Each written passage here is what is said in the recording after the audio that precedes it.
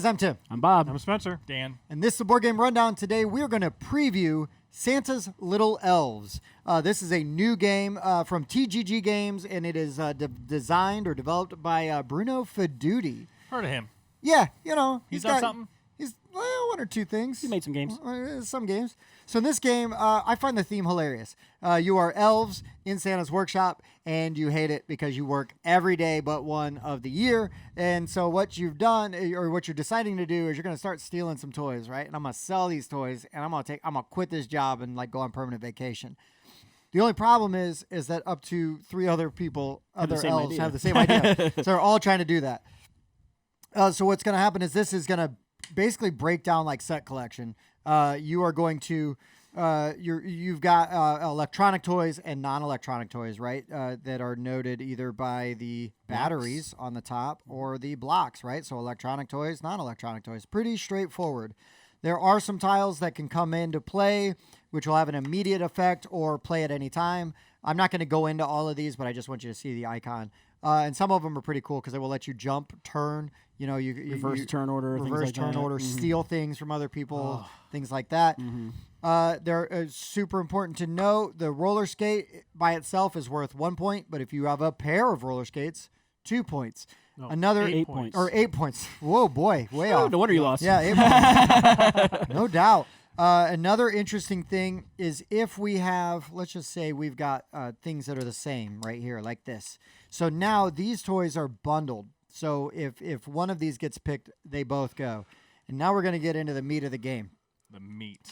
So you've got 2, 3, 4, and 5 you can pick from. You're going to set this die to whatever face or the item that I want to take, right? So let's just say I want to take this item. I set it to one item. Dan is going to try to guess what item I'm going to take. So he's going to guess a number. Right. If he guesses wrong, I get the item. If he guesses correctly, he gets the item. Right. And that It's also important to note that if he put a 3 and I guess 5, that still counts as being the same thing because they're they part are of the bundle. bundled together. So I'm actually going to say, though, I know Tim loves them. That bundle's nice, but I think he went for 4.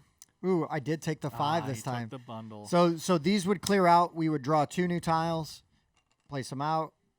There's no bundles now. So now Dan is going to set that die. Oh, he's going to roll it. Oh, boy. Spencer is going to try to guess. 4. You lose. You lose. You get nothing, sir. Anyway, so then we go around basically until all the tiles are gone. If it ever this tile comes up, this just reverses the turn order. And and then you're going to go through. If you've got the most of a certain set, there's bonus points related to having sets. The most batteries or the 6 most. points. Most batteries or the most electronic or non-electronic. non-electronic toys. And there are a whole bunch of powers in there, and they're all different. And you have to read the rules to see what they do. Yeah. Sure. They jack up the game in like all kinds of fun Yeah. ways. You have to read the 3-page rule book in order to understand what they do. Right. It says this takes 15 minutes to play. That is accurate. Even with teaching, it plays pretty fast. Pretty fast. And so this is just a preview. It's not like a review because this is a prototype. Yep. Or a pre-production copy. We're just showing off the game to you guys. Yeah. So overall, Spencer, just what do you think? It's a cute game. It's short. I definitely play with my family. I'm not certain that I would go out and buy it. But you're not. Are you? If somebody's like, "Hey, we're gonna play Santa's Little Elves," it's so short that. Oh well, I mean, I got royally screwed that one time where it it's skipped hilarious. me so many times. Yeah, like back and forth, and he he's got just like, he got Uno reversed. It went, skipped his turn, final scoring turn. It was terrible. Disagree. It was hilarious. yeah, I guess with a better perspective at that point. Yeah. But despite that, and the potential for that kind of thing, it's a quick game. So yeah, easy to play. Yep. Bobby, what do you think?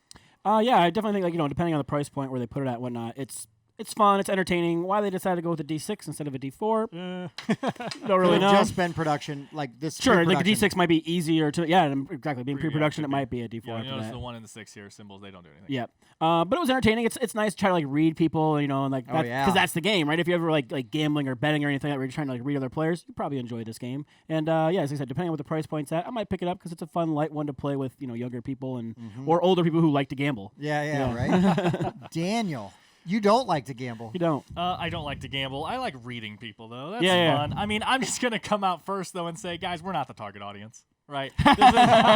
This is a family weight game, and so Tim, if you had this for you and your family and everything, that'd be a great thing, right? I would say I am the target weight audience because I'm always looking for games to play with your kids, to play with my kids and my family. Mm-hmm. Now, I love heavier games too, right? Sure, but I am always in the market for something fun saying, and can get played. Yeah, that's what I'm saying. It was with your family and everything, right? Like I'm saying with us four sitting at the table pulling this out, it's like, well, that's not exactly made for us, is it?